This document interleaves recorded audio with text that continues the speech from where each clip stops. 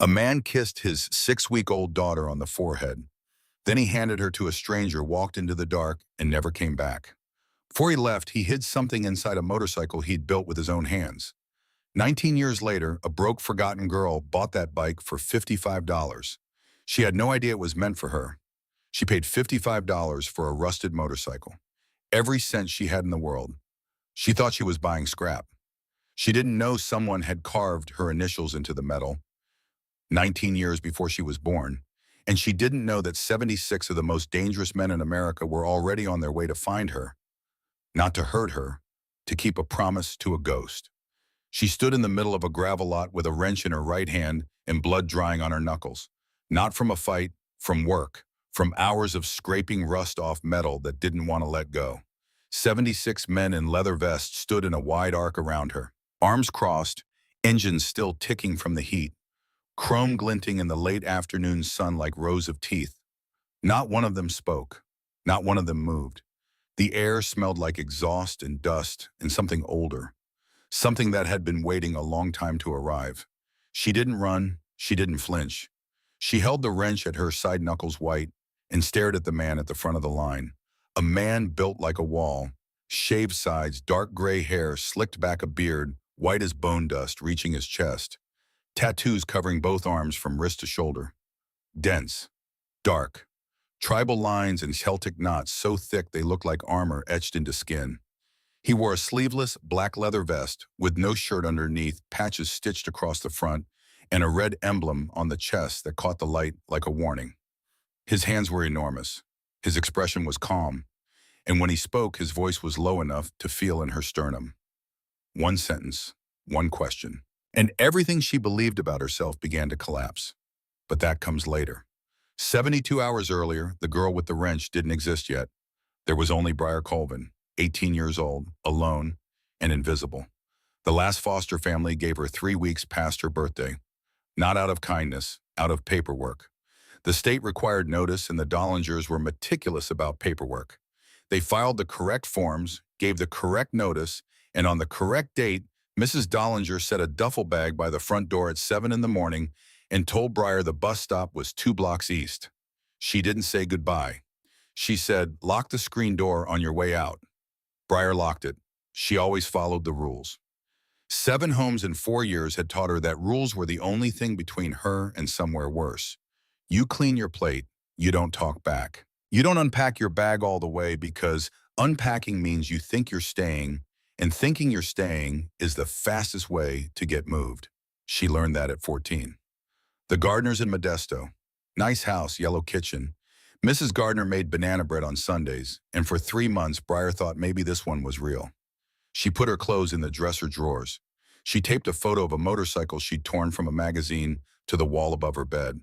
A 1972 shovel head, black and chrome, leaning on its kickstand in front of a desert road that went nowhere and everywhere at the same time. 2 weeks later, the Gardners took in a younger kid, a boy, 7 years old with big eyes and a need that was easier to love than a 14-year-old girl who flinched when you touched her shoulder. Briar was moved to Fresno by Friday. She left the photo on the wall. She never unpacked again. By 17, the social workers stopped pretending to remember her name. They called her the Colvin file. They passed her folder across desks like a deck of cards no one wanted to hold. She had no criminal record, no behavioral flags, no medical complications. She was simply forgettable. A quiet girl who did what she was told and never caused problems and never asked for anything and therefore never received anything. She worked under the table at diners where the managers paid well and didn't ask for ID, graveyard shifts mostly. Wiping counters, refilling coffee for truckers who looked through her like she was part of the furniture. She slept in her car when she had gas money. A 2004 Civic with a cracked windshield and a heater that worked only when it wanted to. She kept the seats reclined and a blanket folded in the trunk, and she moved every few days because staying still felt like sinking, like the ground would open up and swallow her if she stopped long enough for it to notice she was there. The only thing that ever made her feel anything was the sound of motorcycles. Not cars, not trucks, motorcycles. That low, guttural rumble that started somewhere deep in the machine and rose through the asphalt and into her chest like a second heartbeat. She'd stand on the shoulder of the highway, sometimes just stand there, with her arms at her sides and let the sound wash over her as they passed. Harleys mostly, V-twins with that uneven firing rhythm, that potato-potato idle, that sounded like the engine was breathing, like it was alive. She didn't know anything about bikes, couldn't tell a carburetor from a clutch cable, didn't know what displacement meant or why some engines shook the ground harder than others. But she knew what they represented: freedom, motion, the mechanical proof that you could leave everything behind and never once look back. She wanted that. Not the bike itself, the feeling. The promise that somewhere on some road she hadn't found yet, there was a version of her life that wasn't this.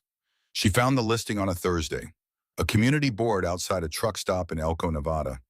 The kind of board covered in index cards and torn paper, rooms for rent, dogs for sale, labor wanted. And in the bottom corner, written in black marker on a piece of cardboard, 3 lines: rusted Harley. Engine seized, $55 or best offer. Below it, a phone number. Breyer stood in front of that board for a long time.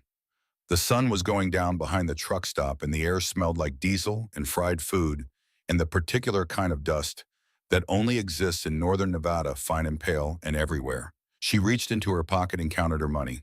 5s and 1s mostly, crumpled and soft from being folded too many times. $55, the exact total of everything she owned in the world. She called the number. A man answered on the second ring. His voice sounded like gravel poured through a pipe. She asked if the bike was still available. He said, yeah. She asked where. He gave her an address 12 minutes away. She drove there without thinking, because thinking would have stopped her, and stopping was the one thing she couldn't afford to do. The seller lived in a single-story house with a chain-link fence and a yard full of things that used to be something. An engine block on cinder blocks, a stack of tires turning gray in the sun, and in the far corner, leaning against a wooden fence post like a drunk man trying to stay upright, was the Harley. It was worse than she expected. The frame bent slightly to the left, the kind of warp that comes from being dropped hard and never straightened. The tank was rusted through in places, holes the size of quarters revealing the hollow cavity inside. Tires flat and cracked, chrome pitted and dull, cables frayed. The seat was split open and the foam inside had turned yellow and brittle. Most people would have walked away, called it scrap. A parts bike at best, something you strip and sell piece by piece to someone building something better. But Breyer didn't see scrap. She saw something that had been left behind, something that had been forgotten and written off and abandoned in someone's yard to rot. And she understood that feeling so deeply it made her throat tight. The seller was an older man with oil-stained hands and deep lines around his eyes. He didn't ask her name. She didn't ask his. He took the $55, counted it once, folded it into his shirt pocket, and handed her a title that was barely legible. The whole transaction took 4 minutes. But before she left, before she finished strapping the bike to a borrowed trailer she'd talked a gas station attendant into lending her for the afternoon, the old man said something. He looked at the Harley, then at her, and his voice changed, got quieter, like he was remembering something he hadn't thought about in years. Some bikes carry more weight than metal. She didn't know what that meant. Filed it away the same way she filed away everything adults said to her. Somewhere between probably nothing and maybe something. She thanked him, climbed into the Civic, and pulled out of the driveway with the trailer rattling behind her. She found a garage to rent on the outskirts of Reno. A corrugated metal box and a row of corrugated metal boxes, the kind of place where people stored things they couldn't let go of but couldn't look at every day. The owner charged her $150 a month and didn't ask for a deposit because the lock was broken and the roof leaked in 2 places and the fluorescent light overhead buzzed like something was trapped inside it. She unloaded the Harley by herself, pushed it off the trailer and wheeled it inside and stood there looking at it under that buzzing light and felt something she hadn't felt in years. Ownership. This thing was hers, not borrowed, not temporary, not assigned by a court or a caseworker or a stranger who'd agreed to feed her in exchange for a monthly check. She had bought it with her own money. Every last dollar, and it belonged to no one's rules but her own. She started cleaning it that night. An old rag and a can of solvent she found on a shelf in the corner. She worked slowly, wiping years of grime off the fuel tank, following the curves of the metal, with her fingers feeling the shape underneath the decay. The rust came off in layers, brown, then orange, then a darker brown beneath that, like the bike was shedding skins. And then her rag caught on something. She stopped, leaned closer, ran her fingers over the spot and felt ridges. Not damage, not corrosion, something deliberate. She wiped harder, pressing the rag into the grooves, and the shapes emerged from under the rust, like words surfacing from deep water. 2 letters, engraved, not stamped, not factory, carved by hand with a tool held steady and sure, deep enough to survive decades. CM. Below the letters a date, 1978, and below that a symbol, 3 interlocking triangles set inside a circle. The lines precise and deliberate, each triangle overlapping the others in a pattern that felt old, ancient even. Not decoration, not a brand mark, something personal.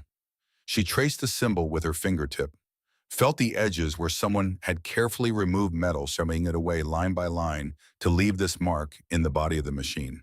Whoever CM was, they had loved this bike enough to sign it, to claim it, to make it a part of themselves. And then they had let it go. She wondered who CM was, wondered if they were alive, wondered why someone would build something this personal and then abandon it in a stranger's yard to be sold for pocket change to a girl with no address and no future. That night, sitting on the concrete floor of the garage, with her back against the wall and the Harley in front of her like a puzzle she didn't have the pieces for, Breyer took a photo of the engraving and posted it on a motorcycle forum. The post was simple, 3 sentences. Found a '78 Harley Sportster. Engine seized. Anyone know where to find parts?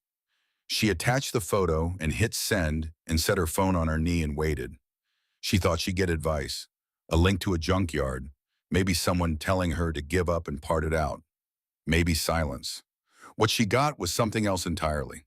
The replies started within an hour, dozens of them. Most were normal, offers to sell her used parts, recommendations for mechanics in the Reno area. A few guys asking if she wanted to sell the whole bike, throwing out numbers that made her pulse quicken. 200, 350. One guy offered 500 without even seeing it in person. But mixed in with the normal replies were others. Messages that didn't read like advice. Messages that read like reconnaissance. One user asked where she'd found the bike, not casually, specifically. What state, what city, what the seller looked like. Another asked if there were any other markings on the frame, any numbers or symbols she hadn't mentioned, any compartments or modifications she could see. And then there was the last message, the one that made her stomach drop. No profile picture, no username, just a blank account created that same day minutes before the message was sent. 3 words on the screen. Where'd you get that? She stared at her phone. The fluorescent light buzzed overhead. Outside, a dog barked somewhere in the distance, and a car alarm went off and went quiet again. She could hear her own breathing in the metal walls of the garage. She typed a reply, kept it short. Bought it off someone in Nevada. Why? The response came in 11 seconds. She counted. 11 seconds between her question and the answer that would change the trajectory of her life. Don't sell it. Don't move it. We're coming. She read it 3 times. Each time the words felt heavier. Not a suggestion, not advice.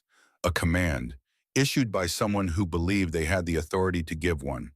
Her first instinct was to delete the post, sell the bike, take whatever cash she could get, and disappear the way she always disappeared. Quietly, quickly, before anyone had time to notice she'd been there at all. But something stopped her. Maybe it was stubbornness. The particular kind of stubbornness that grows in people who have spent their whole lives being told what to do by strangers. Move here. Live there. Behave. Be grateful. Don't ask questions. Don't make noise. Don't exist too loudly. She was done with that. Or maybe it was the engraving, those initials, that symbol. Someone had loved this bike enough to carve their identity into its skin, and she wanted to know who. She wanted to know why a bike this loved had ended up abandoned, sold for less than a tank of gas to a girl the world had already forgotten. She didn't delete the post. She didn't sell the bike. She locked the garage door, drove to a parking lot 3 blocks away, reclined her seat, pulled the blanket over her shoulders, and stared at the ceiling of the Civic until her eyes burned.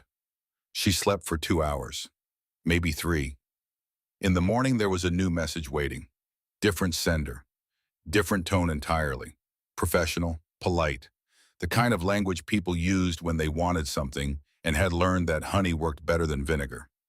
Good morning, my name is Edward Crane. I'm a private collector of vintage Harley Davidsons, and I came across your forum post. The bike you've described is extremely rare. A '78 Sportster with hand-engraved details is a significant find. I would be willing to offer $10,000 for the motorcycle site unseen based on the photographs you've posted. I can arrange pickup within 48 hours. Please let me know if you're interested. $10,000. The number sat on her screen like a hallucination. $10,000 was more money than Breyer had seen in her entire life combined. It was a used car that actually worked. It was first and last month's rent on a real apartment. It was food for a year. It was the difference between surviving and drowning. Her thumb hovered over the reply button. She could feel the word yes forming in her mouth, could already feel the relief of it, the weight lifting, the future opening up like a door she'd never been allowed to walk through. But then she read the message again, and something snagged. He'd mentioned the engraving specifically, called them hand-engraved details. But she'd only posted one photo, a wide shot of the bike from 3 feet away. The engravings were barely visible in the image, smudged, covered in grime. You'd have to know they were there to mention them. She scrolled back to her original post, looked at the photo, zoomed in. The initials were a blur of rust and shadow. The symbol was invisible unless you already knew what you were looking for. Edward Crane knew what he was looking for. The feeling started in her gut. That low hum of wrongness she'd learned to trust in foster homes where smiles didn't match what happened after the social worker left. The instinct that said this is too easy and too easy always costs something. She didn't reply. Not yet. She put the phone down, drove to the garage, unlocked the door, and stood in front of the Harley in the gray morning light. The metal was cold under her hands. The engraving rough against her fingertips. CM 1978. 3 triangles in a circle. Who were you? What did you leave behind? And why does someone want it badly enough to offer $10,000 for a pile of rust? She started searching. Not for parts this time. For answers. Old biker forums. The kind with threads dating back to the early 2000s, archived and half forgotten, hosted on servers that looked like they hadn't been updated since dial-up. She scrolled through pages of faded text, found scanned photographs from rallies in the late 90s and early 2000s. Grainy images of men standing beside Harley's arms, crossed faces, hard-wearing patches she was beginning to recognize. She found stories, legends, the kind of oral history that lives in forum threads and bar conversations and never makes it into any official record.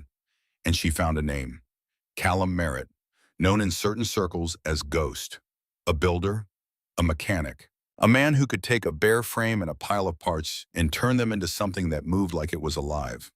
A Hells Angel who had been a fixture in the Nevada chapter for over a decade.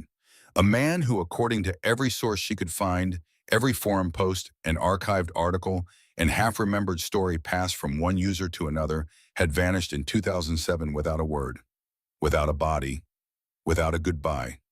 No farewell run, no funeral, no explanation, just gone. And the last bike he ever built, the bike he was seen riding days before he disappeared, was a 1978 Sportster with hand-engraved details. A bike no one had seen since the night Callum Merritt rode into the dark and didn't come back. Breyer sat on the garage floor with her phone in her hands and the Harley looming above her like a monument. The buzzing light cast shadows across the tank, and the initials seemed to shift in the uneven glow. CM Callum Merritt. She had bought a dead man's bike. Or a ghost's. She wasn't sure which was worse.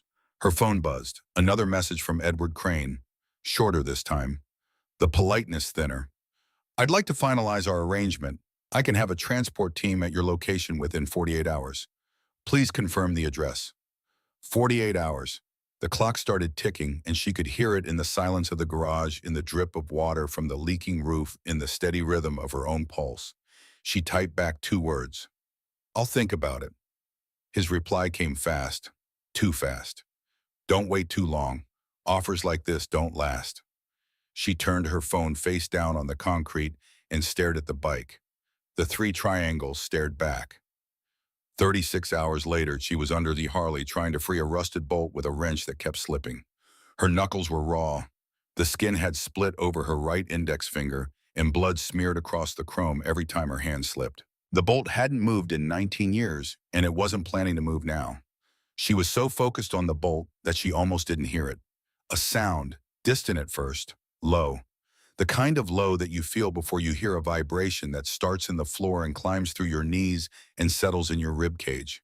She stopped, wrench frozen mid-turn. The sound grew, closer, deeper. Not one engine, not two.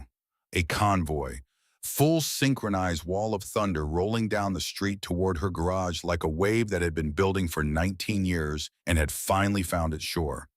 And then it stopped, all at once, like someone had given a signal. Silence. The kind of silence that comes after an avalanche when the air is still full of dust, but the ground has stopped moving. Briar put down the wrench, wiped the blood on her jeans, walked to the garage door on legs that felt like they belonged to someone else, and pushed it open.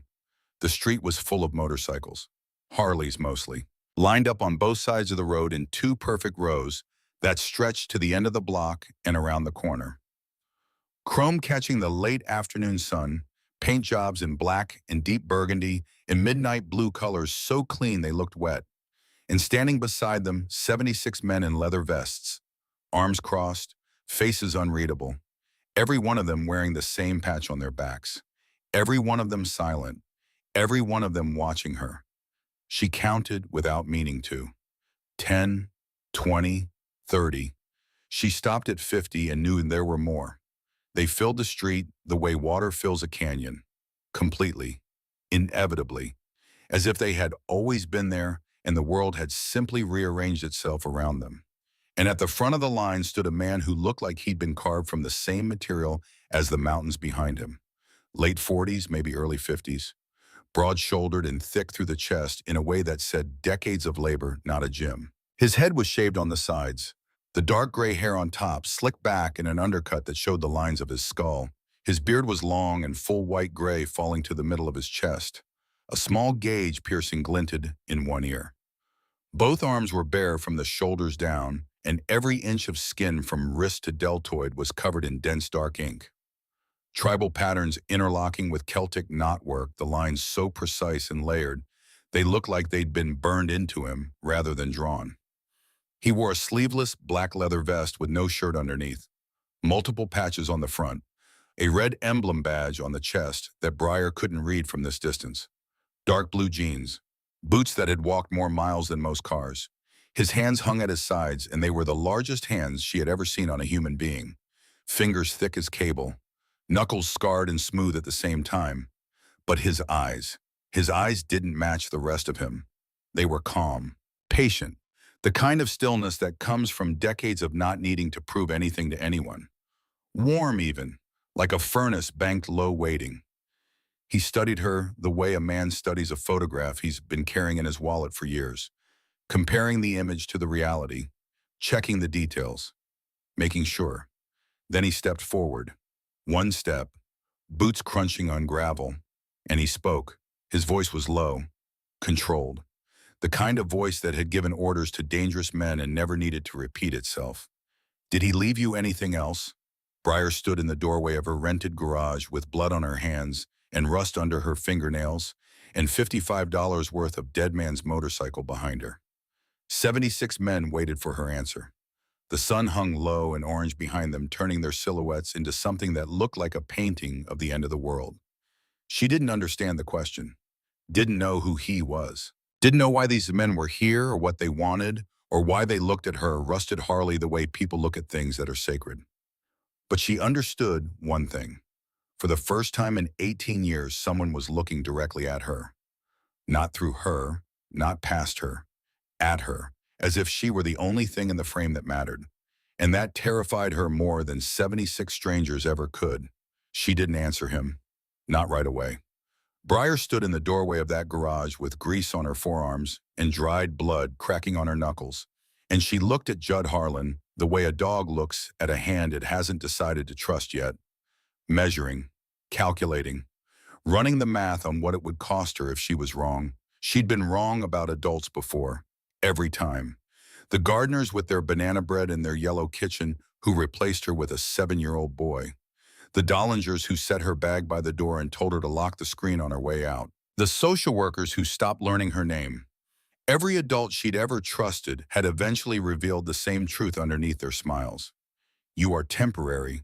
You are movable. You are not worth the effort of permanence. So she looked at this man, this mountain of leather and ink and white-gray beard, standing in the orange light of a Nevada sunset with 76 silent men behind him, and she said the only thing that made sense. I don't know what you're talking about. I bought a bike, that's all.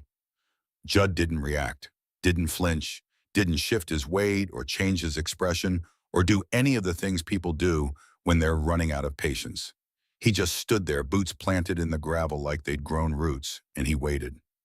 The way a man waits who has been waiting for 19 years and has learned that a few more seconds won't kill him. Then he said it again, slower, not louder, as if volume had never been the point. Did he leave you anything else? Who? The man who built that bike. I don't know who built it. I bought it from some guy in Elko.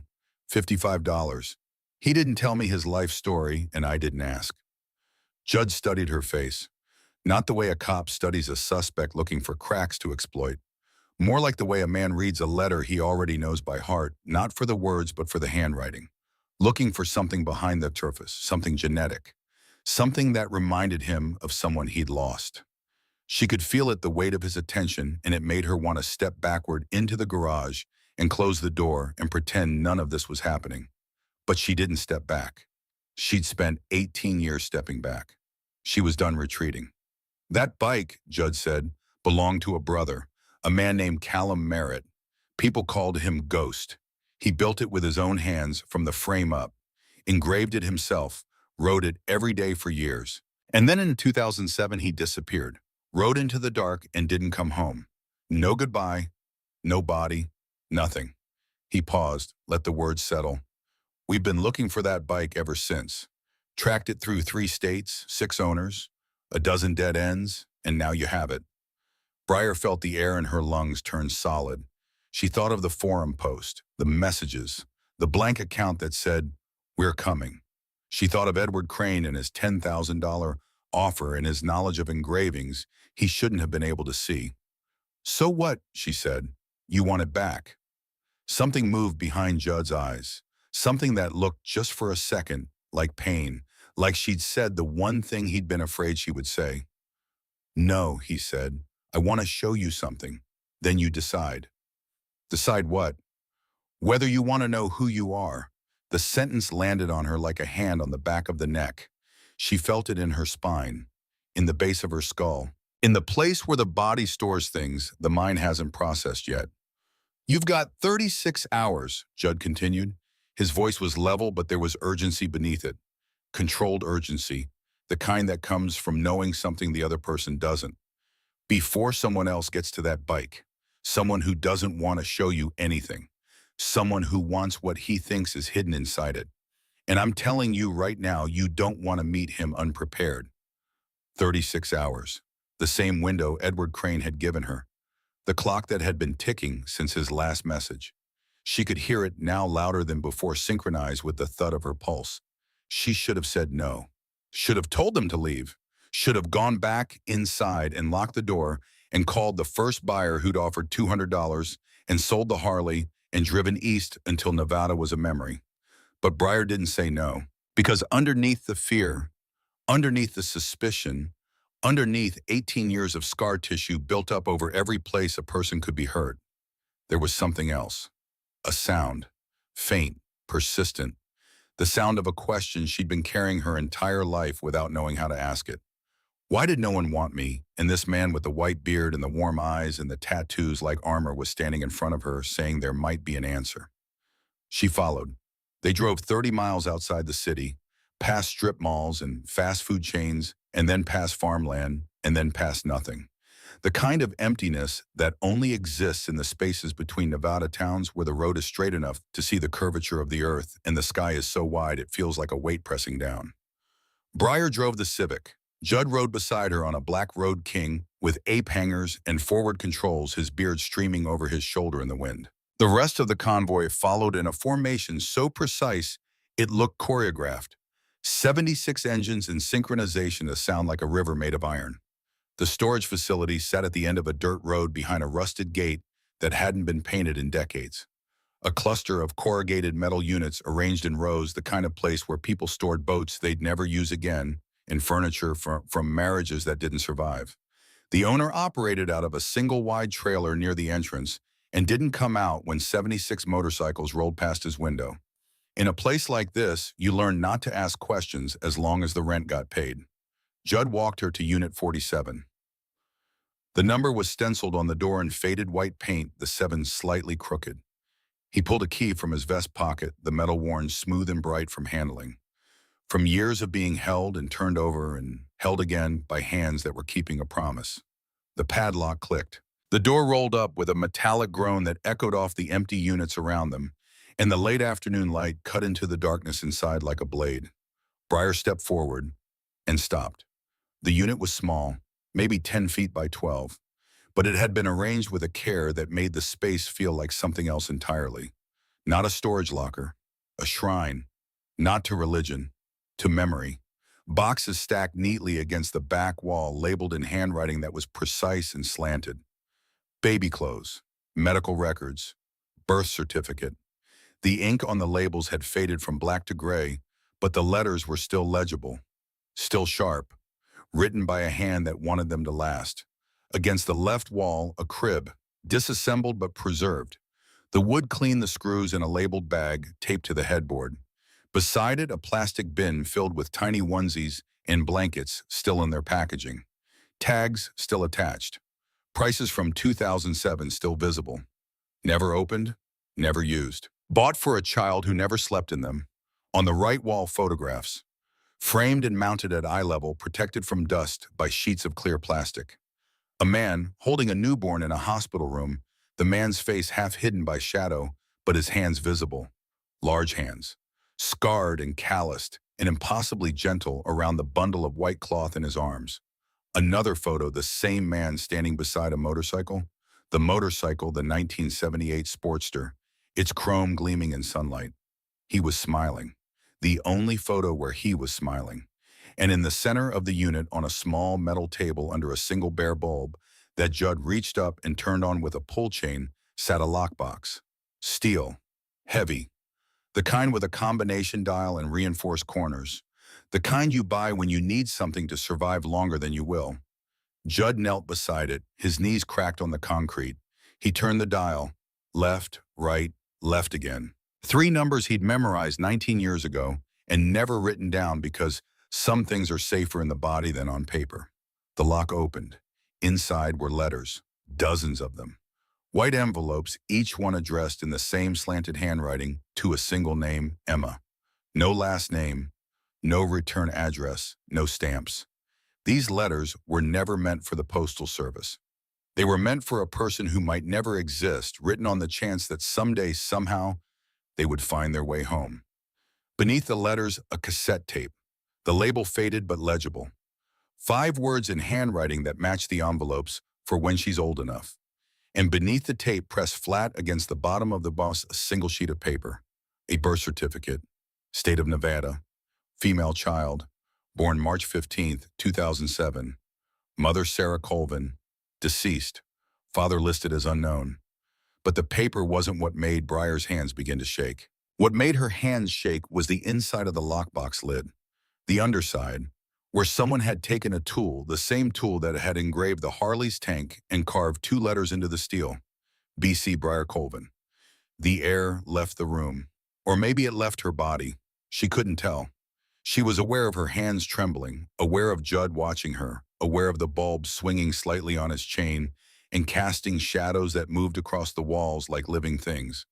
But she couldn't speak, couldn't move, couldn't do anything but stare at her own initials carved into a box that had been waiting for her in the dark for 19 years. Callum didn't give her up because he didn't want her. The voice came from behind her. Not Judd, someone else. A woman. Breyer turned. Standing just inside the doorway was a woman in her mid-50s with short silver hair and a face that looked like it had been carved by grief and then polished by time into something that was not beautiful, but was honest, completely painfully honest.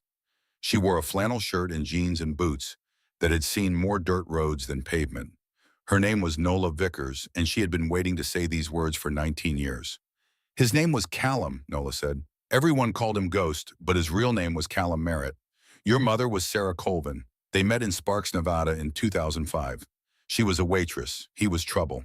The kind of trouble that parks a Harley outside your diner every morning and orders the same coffee and leaves the same tip and never asks for your number because he knows he doesn't deserve it. Nola stepped closer. Her voice was steady, but her hands weren't. She gave him her number anyway. They were together for 2 years. When she got pregnant, Callum tried to change, tried to pull away from the life. But the life doesn't let go that easy. And there were people, dangerous people, who didn't want him to leave.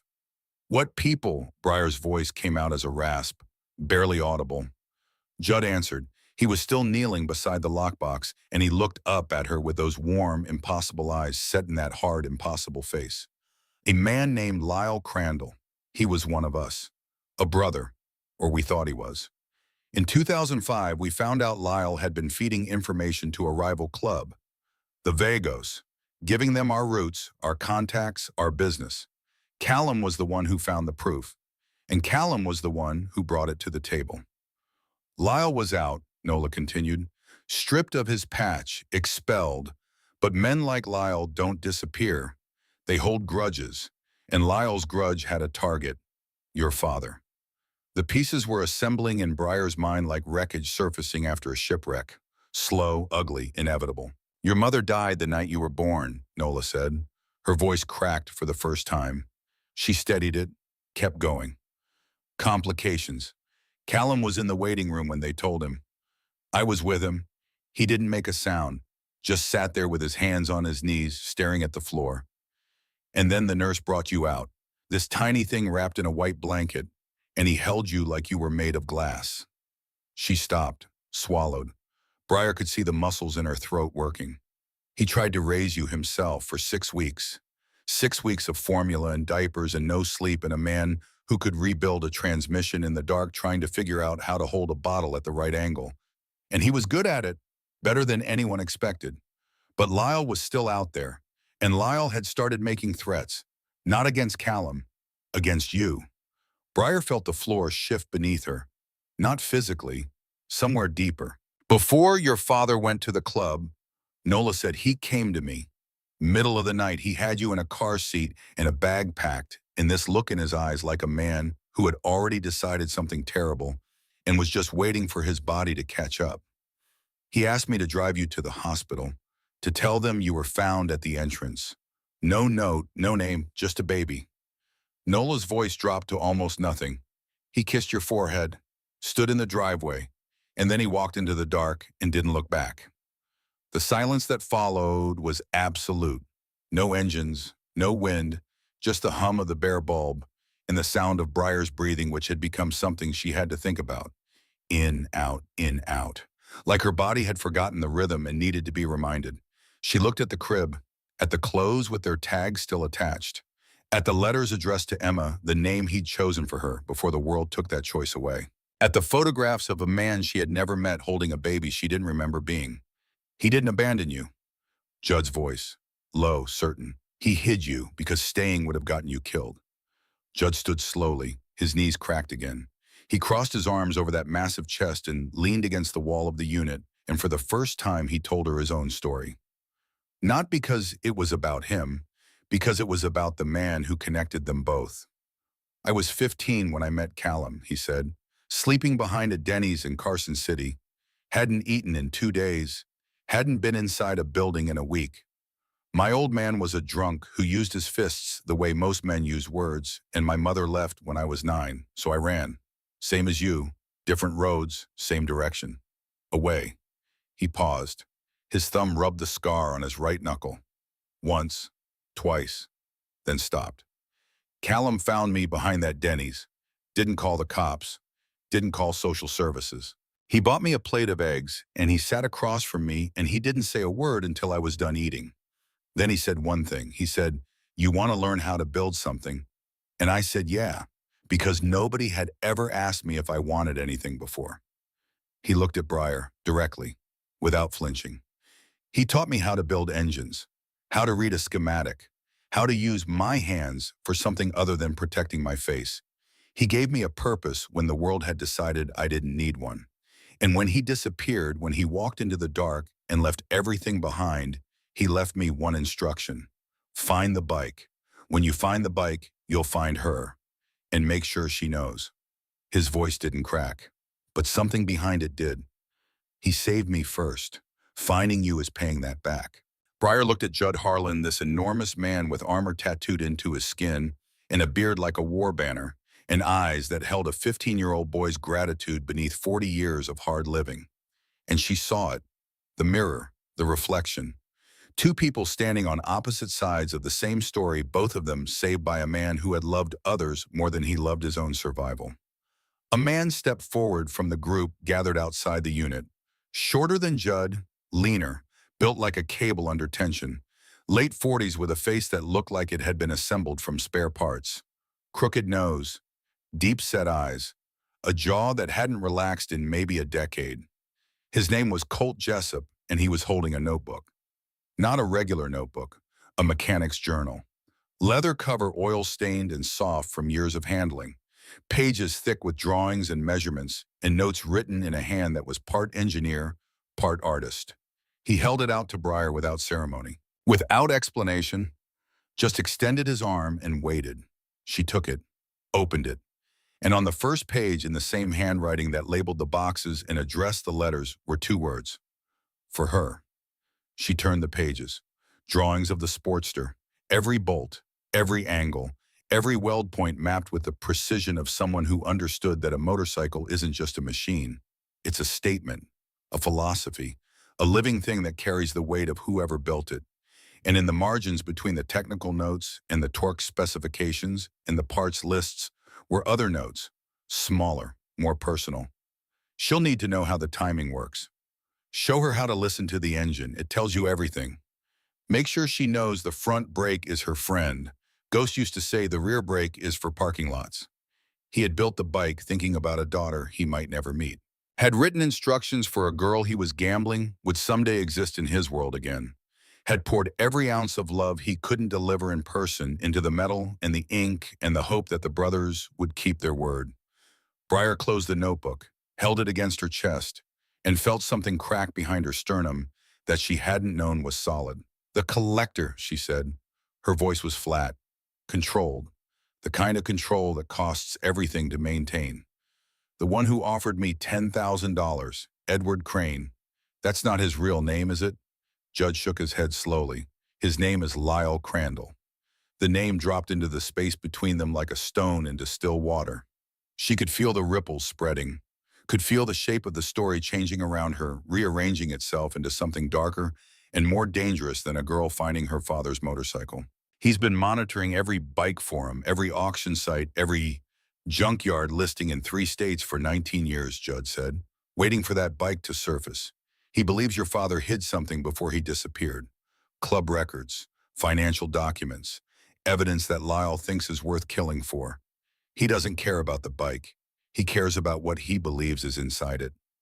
"Is there something inside it?" "Your father took the club's financial ledgers when he left, to keep Lyle from using them as leverage with the Vagos. But there's no money hidden in that frame. No treasure. Just a motorcycle a man built for his daughter. Lyle spent 19 years chasing a ghost, and now he's found you instead." Nola stepped forward. Her eyes were dry now, but her voice still carried the weight of what she'd told. Before Callum disappeared, he brought the ledgers to the club, handed them to the president himself. Every page accounted for. Every dollar. Lyle was already gone by then, expelled, cut off. But he never believed the money was returned. He built a story in his head that Callum skimmed the accounts, hid a fortune somewhere in the bike, or with the bike, and then ran. 19 years he's been feeding that story. It's the only thing keeping him alive. The only thing that makes his betrayal feel like it was worth something. Briar looked at the lockbox, at the tape, at the notebook pressed against her ribs.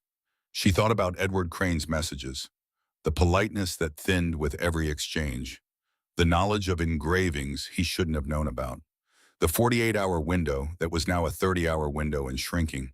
She thought about running, the old reflex, the familiar mathematics of survival.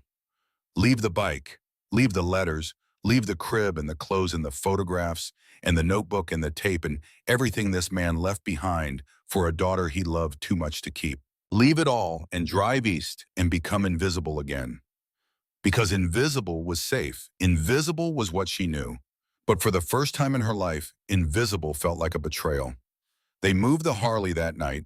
3 of Judd's men loaded it onto a flatbed and drove it to a garage behind Colt's house in Washoe Valley, a cinder block building with a steel door and a lock that weighed more than Breyer's duffel bag. Judd posted 2 men outside, rotating shifts. He didn't ask Breyer if she wanted protection. He just arranged it. The way you arrange sandbags before a flood. Not because you're sure it's coming, because you know what it costs if you're wrong. Breyer slept in the garage that night, not in the Civic. In the garage on a cot Colt set up in the corner without being asked. She lay there in the dark, listening to the sounds of the desert through the walls. Coyotes, wind, the occasional rumble of a truck on the distant highway, and the smaller sounds. The tick of cooling metal from the Harley, the creak of the cot springs, her own breathing which still required conscious effort as if the mechanism had been disrupted by what she'd learned and hadn't fully reset. She was still awake when the sound came. The particular sound of a boot on gravel that doesn't belong to anyone who's supposed to be there. She sat up. The garage was dark.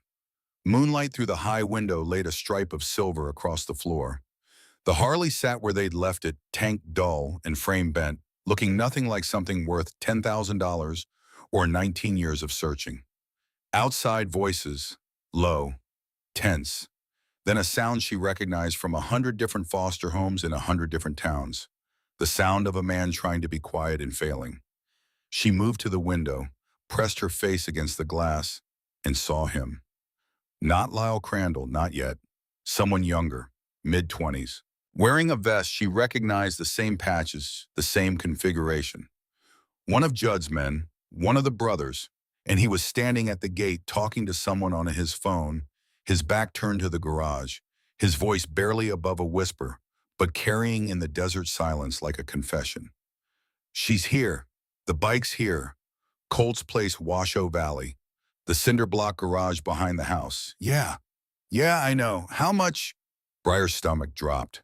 The floor fell away and she was standing on nothing, suspended over the familiar void of betrayal, the void she knew better than any address she'd ever lived at. She didn't move, didn't breathe. Watched the man finish his call and slip his phone into his pocket and resume his position by the gate as if nothing had happened, as if he hadn't just sold her location to the man who wanted to take apart her father's last gift bolt by bolt. 20 minutes later, an engine, not a motorcycle, a truck. Black, no headlights, rolling up the dirt road with the slow deliberation of someone who knows exactly where they're going. It stopped 50 yards from the gate. The engine cut, a door opened, and a man stepped out. He was tall, thin in a way that suggested not hunger but efficiency. Everything stripped down to the essential. Mid-60s with a face like a hatchet, narrow and angular, and eyes that reflected the moonlight like coins at the bottom of a well. He wore a leather jacket, not a vest, and he moved with the careful economy of a man who had learned a long time ago that wasted motion was wasted opportunity. Lyle Crandall crossed the distance to the gate in 12 strides. The young brother opened it for him without a word. Lyle didn't thank him, didn't acknowledge him, just walked through like the gate had opened on its own. He was halfway to the garage door when Breyer stepped outside. She didn't plan it, didn't think about it. Her body made the decision the way her body had made every survival decision for 18 years, faster than thought, more honest than reason. She stepped through the side door and into the moonlight and stood between Lyle Crandall and the garage with nothing in her hands and nothing in her pockets in 19 years of being invisible as her only weapon. He stopped, looked at her, and smiled. It was not a warm smile. It was the smile of a man who has just realized that the only thing standing between him and what he wants is a girl who weighs less than his jacket. "You must be the buyer," he said, His voice was soft, almost pleasant.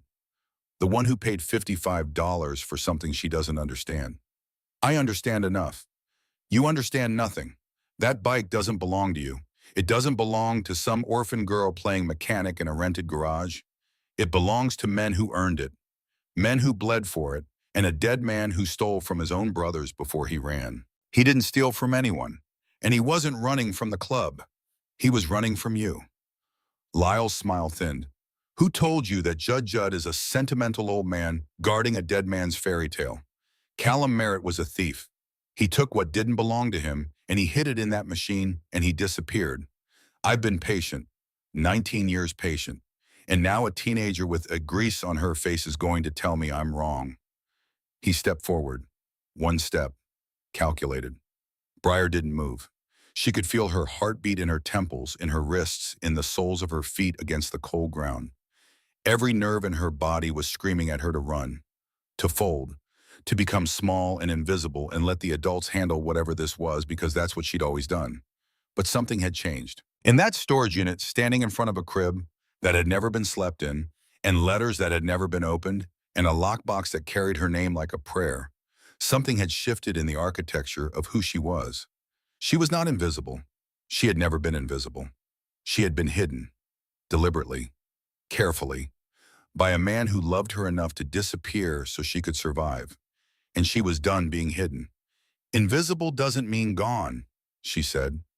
Lyle tilted his head, the way a predator tilts its head when prey does something unexpected. Behind her, the sound of boots on gravel, multiple, moving fast, and then Judd's voice cutting through the dark like a blade through rope. That's far enough, Lyle. Judd emerged from the shadows on the east side of the building. Colt came from the west. Behind them, 8 more men materialized from the darkness like they'd been part of it all along. They formed a line behind Briar, not in front of her, behind her, as if she were the one leading and they were the ones following. Lyle looked at the line of men, counted, did the math. His smile didn't change, but his eyes did. Something in them recalculated. This isn't over, Lyle said. It was over 19 years ago, Judd replied. You just didn't know it.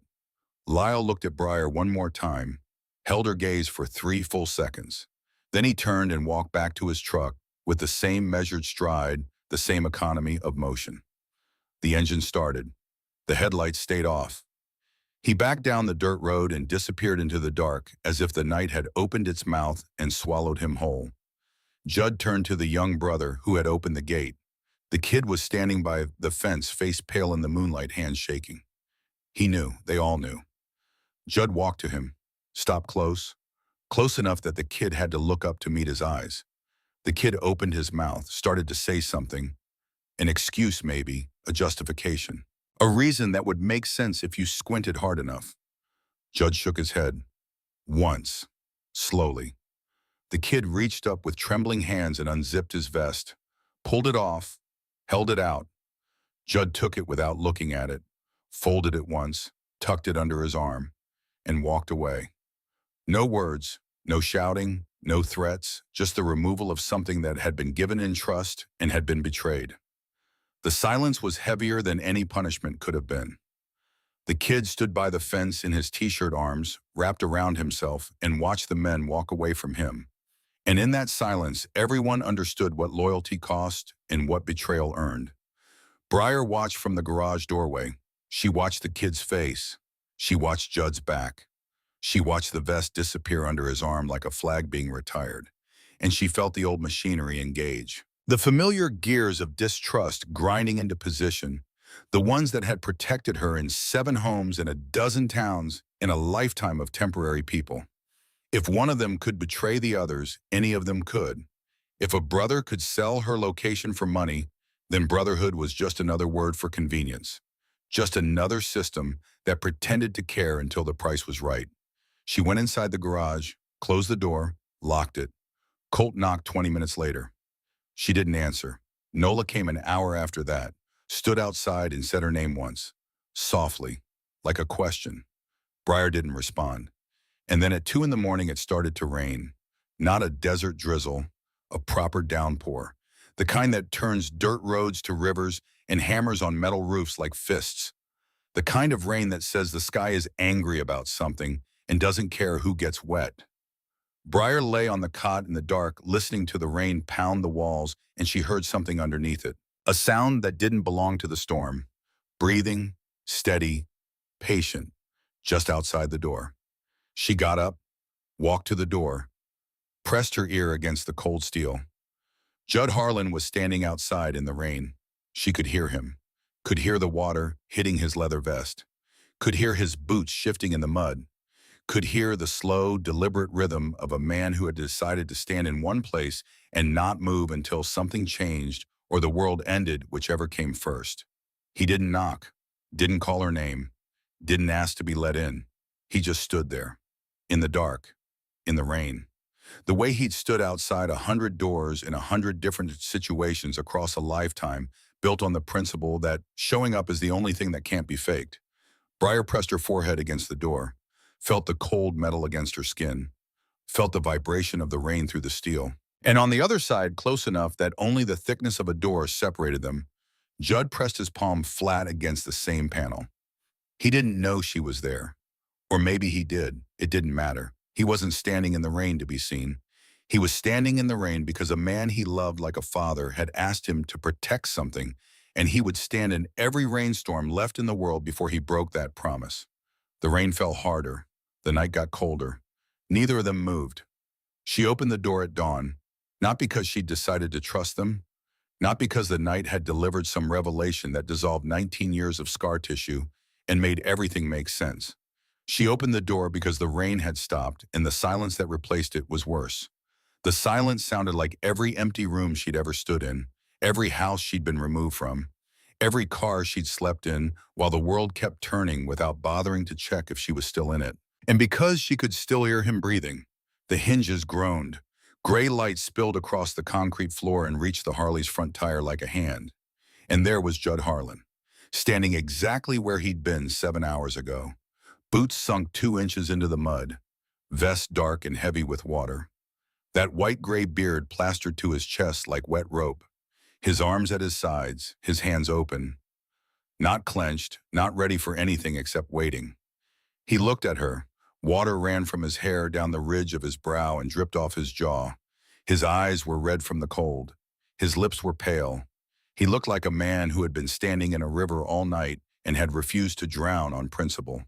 He didn't say good morning, didn't say I told you so, didn't say anything about the locked door or the silence or the hours he'd spent getting hammered by a Nevada rainstorm while she lay on a cot 8 feet away and pretended he wasn't there.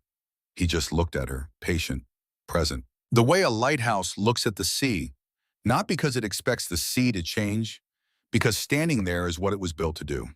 Briar stepped aside, left the doorway open, walked back to the cot and sat down with her knees pulled up and her arms wrapped around them. The universal posture of a person who isn't ready to speak but isn't willing to be alone anymore. Judd stepped inside. Water ran off him and pooled on the concrete. He didn't sit, didn't approach the bike, didn't do anything except stand near the door and give her the only thing she'd never been given by an adult in her life. Space. Space without abandonment. Presence without pressure. The radical act of being in the same room as someone and asking for nothing. They stayed like that for 11 minutes, she counted. Then she spoke. The tape, she said. The cassette from the lockbox.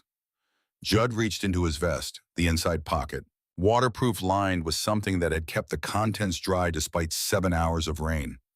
He pulled out the cassette, held it the way you hold something that might break if your fingers tighten even slightly, and he crossed the room and set it on the edge of the cot beside her. There's a player in the corner, he said. Colt brought it over last night, before the rain. She turned her head. In the corner on a wooden crate that hadn't been there when she'd locked the door sat a cassette player. Old, silver and black, the kind with a speaker built into the lid and a handle on top for carrying. Someone had cleaned it recently. The buttons gleamed under the fluorescent light. Colt had set it up. Before the rain, before the betrayal, before she'd locked the door and shut everyone out. He'd anticipated this moment the way a mechanic anticipates a part wearing down.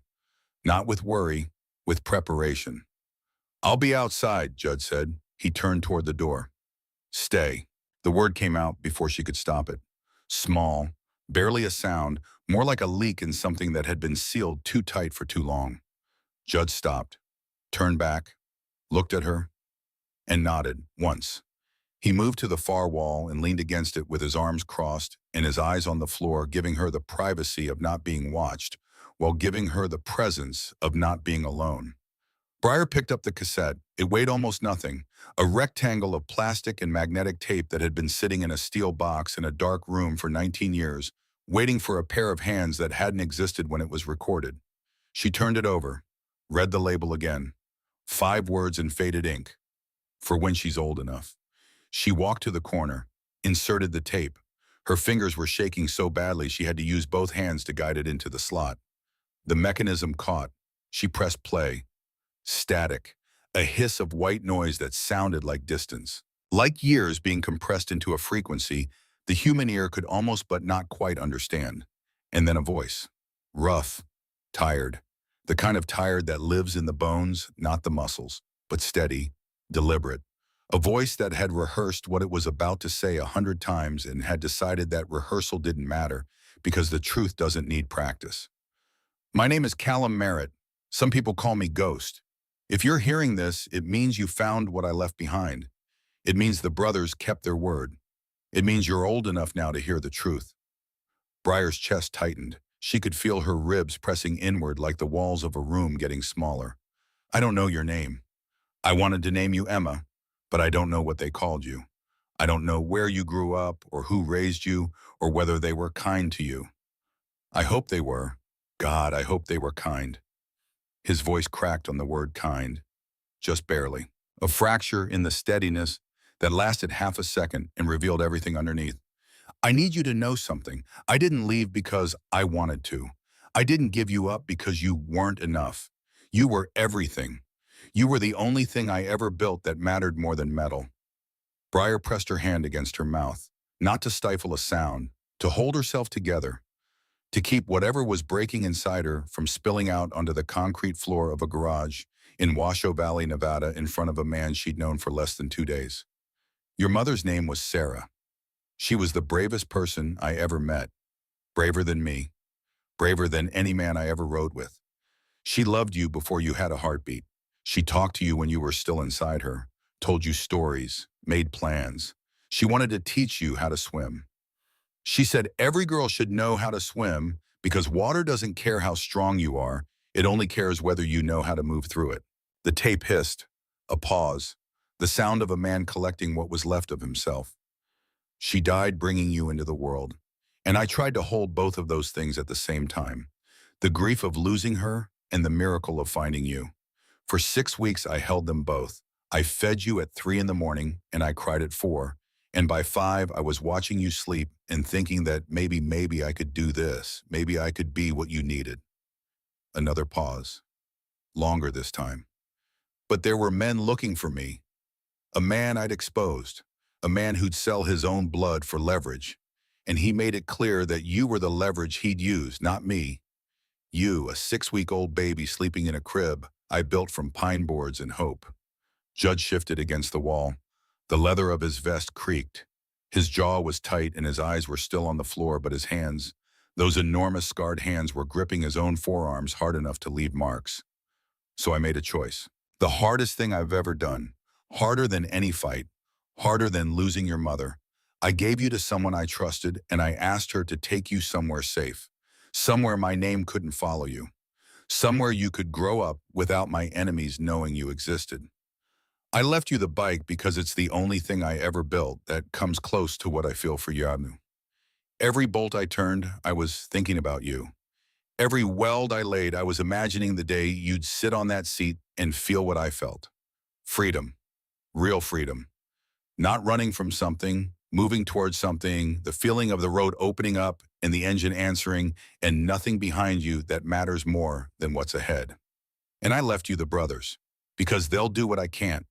They'll stand in the rain when you lock the door. They'll be there when you're ready, and they'll make sure you know that you came from something, that you mattered, that you were never not for 1 single second forgotten. I love you, I'm sorry, and I hope someday you ride that Harley and understand. The tape ran out, the player clicked, The reels stopped turning, and the static faded to nothing, and the garage was silent except for the drip of water from the leaking roof hitting the concrete in a rhythm that sounded like a clock that had finally stopped counting. Briar stood in front of the cassette player with her hand still over her mouth and tears running down her face in two straight lines. She didn't wipe them, didn't acknowledge them. They fell from her jaw under her shirt and darkened the fabric in small circles that spread and merged and disappeared. She had spent 18 years believing she was a mistake.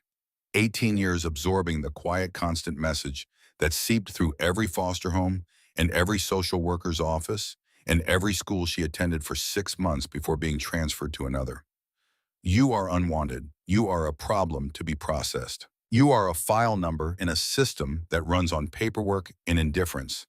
And now a dead man's voice was telling her the opposite, telling her she was so wanted that a father had destroyed his own life to keep her safe, so loved that 76 men had spent 19 years keeping a promise to a ghost.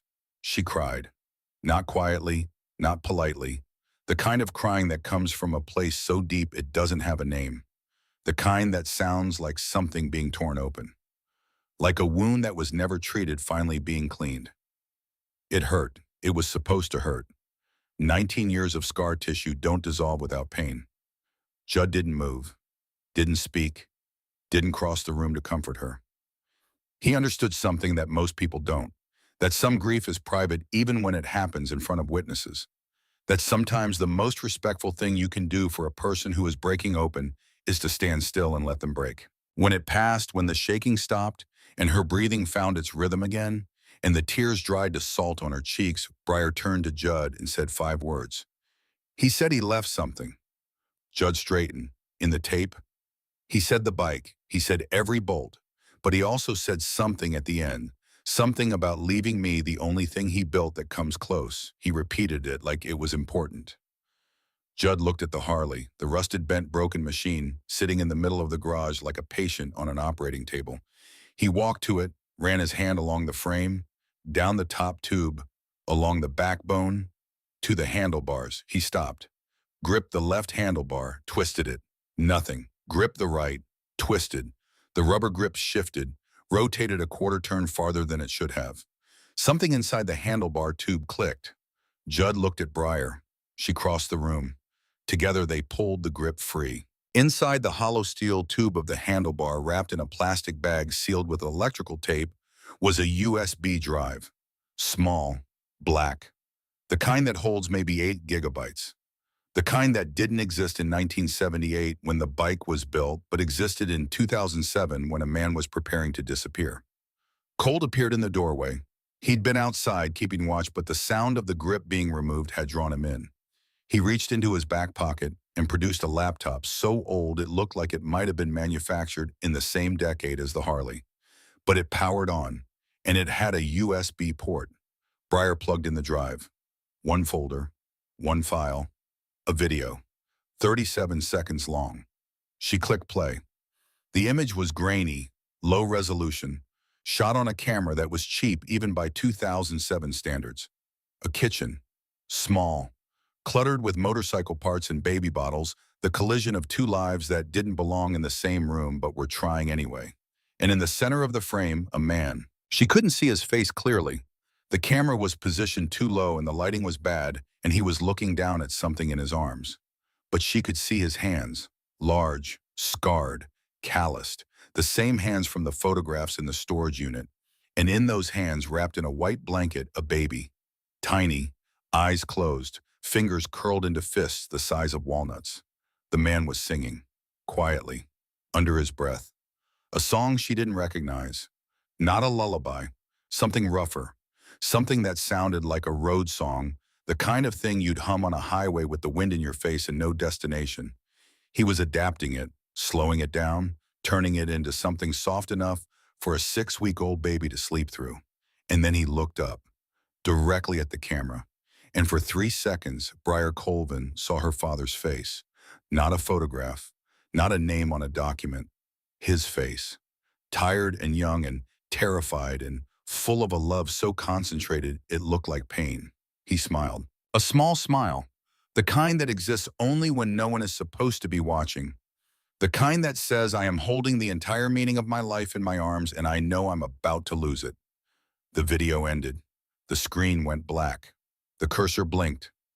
Briar closed the laptop, placed her palms flat on the surface, and sat very still for a long time. She had been held. She had been sung to. She had been loved by a man whose hands could build an engine from nothing and whose voice could turn a road song into a lullaby. And she had proof. Not a story, not a letter, not secondhand testimony from people who were there. Proof. 37 seconds of unedited, irreversible proof that she had not entered this world unwanted. She looked up at Colt, the lean, quiet man who had kept a mechanic's notebook for 19 years and had set up a cassette player before being asked. His face hadn't changed, still assembled from spare parts, still wound tight, but his eyes were wet, and he was pretending they weren't. "Show me how to fix his bike," Briar said. They started that afternoon, and for 3 weeks they didn't stop. The 76 men returned the next morning. Not in formation this time, not in a show of force. They came in groups of 8 and 10, pulling into Colt's driveway in trucks loaded with toolboxes and parts and the accumulated expertise of men who had been building motorcycles since before Briar was born. They wore their vests and their boots, and they got on their knees on the concrete floor of the garage, and they worked beside a girl who didn't know a spark plug from a piston. And they taught her. Colt taught her the engine, how to pull the cylinders and inspect the bore, how to check the piston rings for wear, how to clean the carburetor with a toothbrush and solvent every jet, every passage, every needle valve, until the fuel would flow through it like blood through a vein. He didn't explain things twice, didn't simplify. He taught her the way Ghost had taught him, by doing it, by putting the tools in her hands and letting her make mistakes and correcting the mistakes with a gesture or a single word, never a speech. Judd taught her the frame, how to measure the rake and trail, how to check the neck bearings, how to straighten a bend using a hydraulic press and a patience she didn't know she had. He worked beside her for hours without speaking, and the silence between them was not empty. It was full. The way a room is full when two people are building something together and the building is the conversation.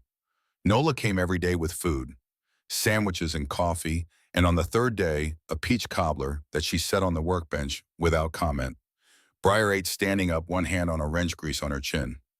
Nola watched her and saw something in the way the girl held the tools, something familiar, a steadiness, a focus. The genetic echo of the man who had stood in this same posture, in this same state 2 decades ago, building a machine out of love and metal. On the 9th day, Briar installed the spark plugs. She threaded the first one in perfectly, gapped it, torqued it, connected the wire. Then she reached for the second cylinder and threaded the plug in backward.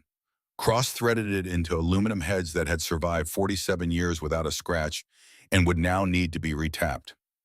The garage went quiet. 15 men stopped what they were doing and looked at the cylinder head, at the cross-threaded plug. It had Briar, who was staring at what she'd done with the expression of a person who has just accidentally insulted someone's mother in a language they don't speak. Colt leaned over, looked at the plug, looked at Briar, and said the longest sentence anyone in the club had heard him say in 10 years. "Your daddy would have welded your wrench to the floor for that." The garage erupted. Not laughter exactly, something deeper. The kind of sound men make when the tension breaks and the moment is human, and the girl they've been treating like porcelain proves she's as capable of screwing up as the rest of them.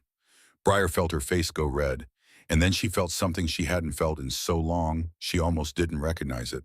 She was laughing with her hands covered in grease and a ruined spark plug in her palm, and 15 men in leather vests grinning at her like she was one of them. Not because she'd earned it through perfection, because she'd earned it through imperfection, through showing up and trying and failing in front of people and not running away from the failure. Colt retapped the head himself, showed her how, made her do the next one. She got it right. On the 14th day, a boy showed up at the gate, 16 years old, maybe 17, thin, nervous, wearing a t-shirt 2 sizes too big and shoes that were falling apart. He asked for Judd, said he'd heard the club was looking for help, said he could sweep floors, fetch parts, carry things. Anything. He just needed something to do, somewhere to be. Judd looked at him for a long time. The same way Callum Merritt had once looked at a 15-year-old boy sleeping behind a Denny's in Carson City, calculating not what the kid could do, but what the kid needed. "You eat today," Judd asked. The kid shook his head. Judd looked at Nola. Nola was already unwrapping a sandwich. She handed it to the boy without a word, the way she did everything with the economy of a woman who had learned that action speaks in a register that words can't reach. The kid ate. Judd put a broom in his hands. And by the end of the day, the boy was handing Briar tools when she called for them, learning the names of wrenches and sockets, the way she had learned them 2 weeks before, by touching them, by using them, by getting it wrong and trying again. Briar watched the kid and saw herself. Saw the duffel bag, saw the empty pockets, saw the particular hunger that has nothing to do with food and everything to do with being needed, and she understood something she hadn't understood before. The chain didn't start with her. It started with Callum saving Judd, and it didn't end with her either. It moved forward, link by link, each person who had been found reaching back for the next person, still lost. By the end of the third week, the Harley was complete. New gaskets, new cables, new tires. The chrome cleaned and polished until it caught the light like mirrors. The tank repainted in flat black with the engravings preserved, the initials and the date, and the 3 triangles visible through the paint like bones beneath skin. The engine rebuilt from the inside out, every bearing and bushing and seal replaced with the precision of men who understood that this machine was not just transportation. It was a message. From a father to a daughter across 19 years of darkness. They pushed the bike outside for the first start. 76 men in a circle, Briar in the center. The Nevada sun high and hot, and the sky so blue it looked fake. Colt handed her the key. She inserted it, turned it. The dash lights flickered. The fuel pump hummed. She pulled the choke, set her foot on the kickstarter, and brought her weight down. Nothing. The engine turned over but didn't catch. She kicked again. Again. On the fourth kick, something deep in the machine shifted. The cylinders fired, one then the other. The exhaust cracked like a gunshot and then settled into a rhythm. That rhythm, the potato-potato idol of a Harley V-twin, uneven and alive, and breathing the sound she had stood on the side of the highways to feel in her chest. The engine of her father's motorcycle ran for the first time in 19 years, and 76 men stood in silence and listened to it breathe. Judd waited until the engine was warm, until the idle smoothed out and the oil pressure stabilized and the machine stopped shaking off 19 years of sleep. Then he reached behind his back and produced a vest. Not new, not clean. Leather worn soft by years of handling, no patches, no rank, just 2 details. On the front, stitched in white thread against the black leather, her name Briar. And on the back, in larger letters, 2 words that carried the weight of a promise kept across 2 decades.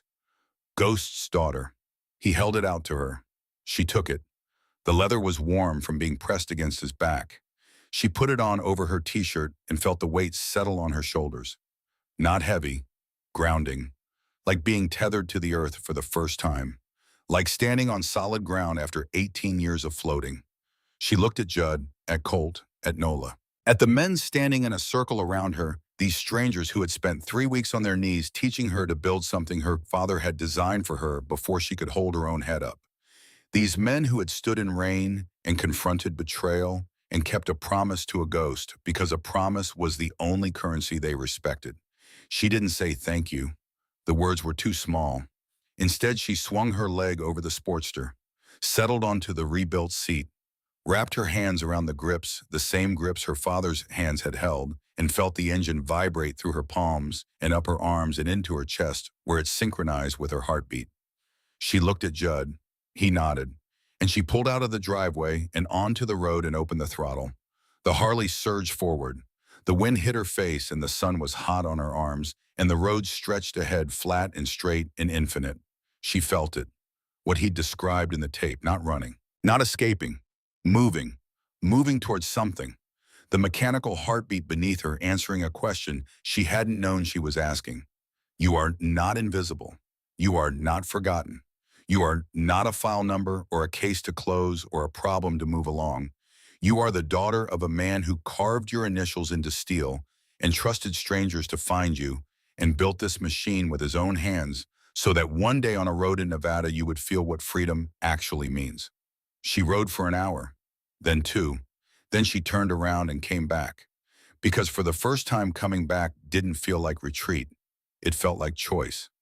That night Lyle Crandall came for the last time, but this time was different. This time Briar was ready.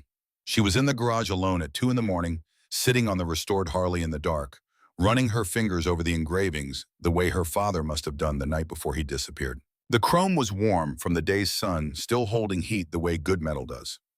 The garage smelled like fresh oil and clean solvent in the particular scent of a machine that has been brought back to life by hands that cared about every bolt. She heard the engine first, then the tires on the dirt road, then silence, then footsteps. She didn't freeze this time, didn't feel the old panic surge through her nervous system. Instead, she did something she had never done in 18 years of responding to threats. She picked up her phone and made a call. Judd answered on the first ring, as if he'd been waiting, as if he'd known. "He's here," she said. "How many?" "Sounds like 4, 2 vehicles." "We're 12 minutes out. Lock the door and wait." "No, come when you can, but I'm handling this." Silence on the line. She could hear Judd's breathing change, heard the moment he understood that she wasn't asking permission. "Briar. 12 minutes. I'll be here when you arrive." She hung up. But she didn't go outside, not yet. Not the way she had last time, stepping between Lyle and the door, making herself a wall. That was the old reflex. The foster kid's reflex. Stand in front of the thing you are protecting and hope the bigger person flinches first. This time she did something different. She opened the garage door from the inside, rolled it all the way up, turned on the overhead light, and sat back down on the Harley with her hands resting on the tank, the engravings under her palms, and waited. The light spilled out onto the gravel like an invitation, and Lyle Crandall, who had been approaching in the dark with 3 men behind him, stopped at the edge of the light and stared. The bike was visible, fully restored, chrome gleaming under the fluorescent tubes. Tank flat, black, and perfect. Engine rebuilt. Every cable, every gasket, every piece of hardware replaced and reassembled with the care of men who understood what they were building and who they were building it for. Lyle stood at the edge of the light for a long time. His men waited behind him. The desert was silent around them, the kind of silence that amplifies everything. The creak of a leather jacket, the sound of a man's breathing changing as he looks at something he's been chasing for 19 years and sees it whole for the first time. Then he walked in. Briar didn't stand up, didn't block him. She sat on the Harley and watched him come. He moved past her as if she weren't there, went straight to the bike. His eyes scanned the frame, the tank, the handlebars. His hands reached for the right grip and twisted orient. It came off smoothly. He looked inside the handlebar tube. Empty. He dropped the grip on the floor, moved to the tank, ran his fingers along the seams looking for a compartment, a hidden panel, a welded-over cavity. Found nothing, knelt beside the frame, checked the down tubes, the back cone, the swing arm. Nothing, nothing, nothing. He stood up, looked at the engine, the rebuilt pristine engine that held no secrets inside its cylinders, no treasure behind its timing cover, no fortune stuffed into its crankcase. Just oil and metal and the mechanical precision of men who had rebuilt it with love and expertise and nothing to hide. Briar watched him search, watched him dismantle his own mythology piece by piece as his hands found empty tube after empty tube, clean joint after clean joint. Watched the 19-year story he'd been telling himself collapse in real time, not with a bang, but with the quiet clicking of hollow metal and the absence of anything inside it. Lyle straightened, his hands hung at his sides, and for the first time Briar saw his face without the mask, without the hatchet-sharp calculation, without the predatory smile, without the efficient menace that had defined every encounter. What was underneath was worse than any threat he'd ever made. He looked empty, not angry, not dangerous, hollow, like a man who has been running a marathon for 19 years and has just discovered that the finish line was painted on a wall, that there was never a door behind it, that the race was the only thing he had, and now it was over, and what remained was a 65-year-old man standing in a garage in the middle of the Nevada desert at 2 in the morning with nothing to show for 2 decades of obsession except the sound of his own breathing in an empty room. "There's nothing here," he said. His voice was different, quieter, stripped of the soft menace, stripped of everything except the raw sound of a man confronting a truth he'd been running from longer than Briar had been alive. "No," Briar said. She hadn't moved from the Harley. Her hands were still on the tank. Her voice was steady. "There's nothing here that you want. There never was." He took the ledgers. He took the money. He returned the ledgers to the club before he left. Every page, every dollar. Nola was there. Judd was there. The only thing he took was himself, and he did that because of you. Lyle stared at her. His jaw worked. The muscles in his face shifted through expressions like a man flipping through channels, looking for one that made sense and finding static on every frequency. 19 years, he said. The words came out like something he was tasting for the first time and finding rotten. 19 years chasing a ghost, Briar said. And the only thing he left in this bike was a video of himself singing to a baby. That's it. That's what you've been hunting. A father's lullaby in a USB drive. No money, no ledgers, no treasure. She looked at him, not with anger, not with triumph, with something closer to recognition. She understood obsession. She understood the stories people tell themselves to survive. She had spent 18 years telling herself that she didn't need anyone, that invisibility was freedom, that the absence of love was a kind of armor. And she'd been wrong, just as Lyle had been wrong. Different lies, different costs, but the same fundamental error. Believing that the story you need to hear is the same as the truth. He didn't hide money in this bike, she said. He hid love, and you can't steal that. The garage was silent. Lyle's 3 men stood at the entrance, uncertain, looking at their boss the way employees look at a CEO who has just walked into a glass door, not knowing whether to help or pretend it didn't happen. Engines, distant, growing closer. The synchronized rumble of Harleys approaching from the east. Headlights appeared on the dirt road, cutting through the darkness like a procession of low-slung stars. Judd arrived in 9 minutes. The bikes rolled in and formed a half circle outside the garage. Men dismounted, out direction. Vests creaked, boots crunched gravel. But they didn't form a line this time. They didn't need to. The confrontation was already over. Not because force had been applied, but because the thing Lyle had come for didn't exist, had never existed. The only thing in the bike was exactly what Callum Merritt had intended to leave there. Not a fortune, a future. Judd walked into the garage, looked at Lyle, looked at Briar still sitting on the Harley, calm, unhurt, unchanged, and he understood what had happened without needing to be told. "Some bikes carry more weight than metal," Judd said. His voice was low, not threatening, almost tired. The weariness of a man who has carried this sentence for 19 years and is finally setting it down.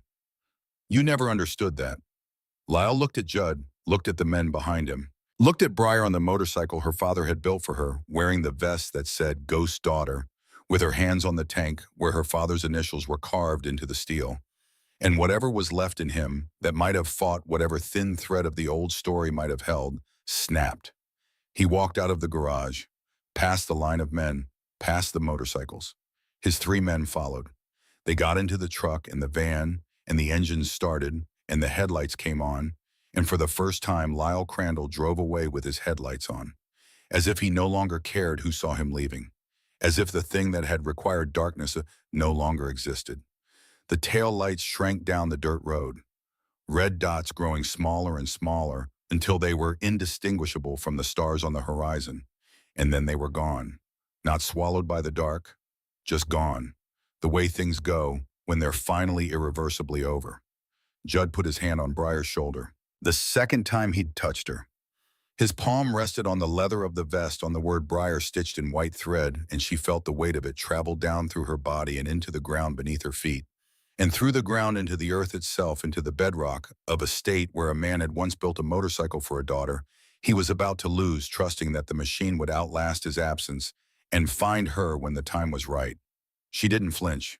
She leaned into it, just slightly, just enough. 6 months passed. The Harley accumulated miles the way rivers accumulate stones, slowly, naturally, each one leaving its mark without damaging the whole. Briar rode through Nevada and into Arizona, and through the corners of Utah, where the rock is red and the sky is so big, it makes you feel like a punctuation mark in a sentence written by God. She worked on the bike herself now, changed the oil in gas station parking lots, adjusted the chain tension by feel. Listened to the engine the way Colt had taught her, the way Ghost had taught Colt, the way knowledge passes from hand to hand across generations like a flame that refuses to go out. She carried the cassette tape in the inside pocket of her vest. She didn't play it often. Didn't need to. The words were in her now, part of her vocabulary, part of the architecture of who she was becoming. She called Judd every Sunday. He never said much. Neither did she. But the calls lasted longer each week, not because they had more to say, because the silence between them had changed. It wasn't the silence of strangers anymore. It was the silence of people who have stood on opposite sides of the same door in the same rainstorm and decided without speaking that the door would always be open from now on. She got a job at a motorcycle shop in Flagstaff. Not under the table this time, with paperwork, with a name tag, with a boss who paid her on Fridays and asked her how her weekend was on Mondays and remembered her name without being reminded. She rented an apartment above the shop. Small, one room, but it had a window that faced east, and every morning the Arizona sun came through it and landed on the floor in a rectangle of gold that moved across the room as the hours passed like a clock made of light. She unpacked her bag all the way, put her clothes in the dresser drawers, taped the photograph from the storage unit to the wall above her bed, the one where Callum was smiling, the only one.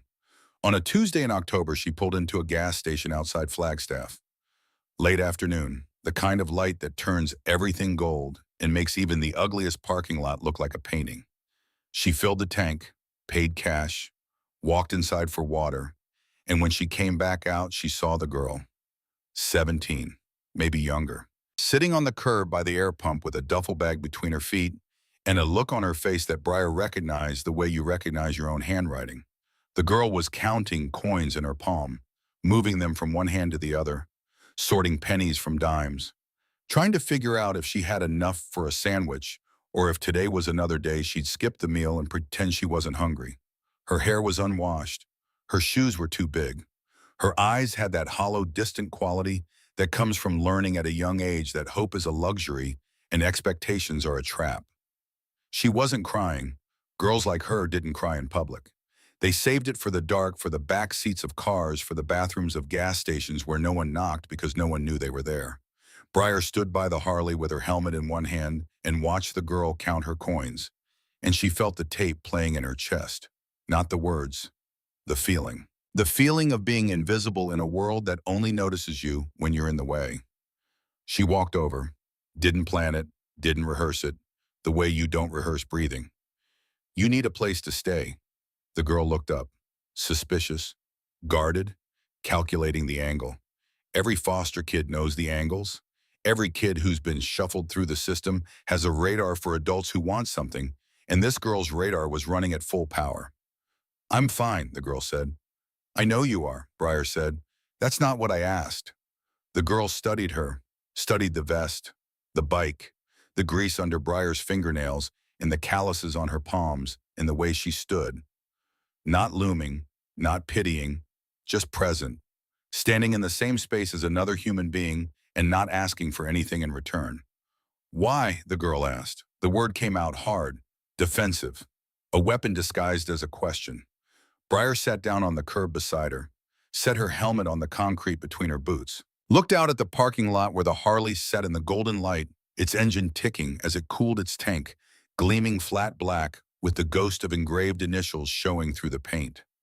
"Because someone did it for me," she said, "and now I'm doing it for you." She took the girl to the diner across the street, bought her a meal, didn't ask questions, didn't push, just sat across the booth and ate her own food and let the girl decide how much silence she needed and how much company she could stand. The girl ate like someone who hadn't eaten in 2 days, which she probably hadn't. She finished the burger and the fries and half of Briar's fries, and then sat back with her hands wrapped around a glass of water and her shoulders slowly, gradually 1 millimeter at a time, lowering from the position they'd been locked in since Briar first saw her. "Who are you?" the girl asked. Briar looked at her. At this girl who was 18 months younger and 1,000 miles from wherever she'd started, and completely, utterly alone in the way that only people who've been inside the system understand. Alone not because no one was physically present, alone because no one was emotionally invested in whether she made it through the day. And Briar smiled, a real one. The kind she'd learned in a garage in Washoe Valley, surrounded by men with tattoos and leather vests who got on their knees to teach her how to gap spark plugs. The kind that comes from knowing where you come from and choosing where you're going. Invisible doesn't mean gone, she said. The girl frowned, confused. But something in the words landed somewhere below the confusion, in the place where the body stores things the mind hasn't processed yet. The place where truth lives before it becomes understanding. Briar left a 20 on the table for the waitress, walked the girl outside, showed her the Harley. Told her about a man named Callum Merritt who built a motorcycle for a daughter he'd never watched grow up. Told her about a man named Judd Harlan who stood in the rain all night because a promise is only worth the discomfort you're willing to endure to keep it. Told her about a rusted bike bought for $55 by a girl who thought she was buying junk and discovered she was inheriting a family. The girl listened, and somewhere during the telling, her hands stopped gripping the water glass. Her shoulders dropped another inch, her eyes changed, not from hollow to full, from closed to cracked open, just barely, just enough to let a sliver of something in. Briar reached into her vest pocket, pulled out a card with a phone number written on it. Not Briar's number, Judd's. Because some things require the kind of permanence that an 18-year-old on a motorcycle can't provide. The kind that only comes from a man who has been standing in one place for 19 years and has no intention of moving. Call when you're ready, Briar said. Or don't. Either way, someone will answer. She put on her helmet, swung her leg over the Sportster, kicked the engine to life, and felt it settle into that rhythm, that heartbeat, that sound she had chased along highways since she was 14 years old, never knowing she was chasing the echo of a machine her father had built with her name carved into its bones.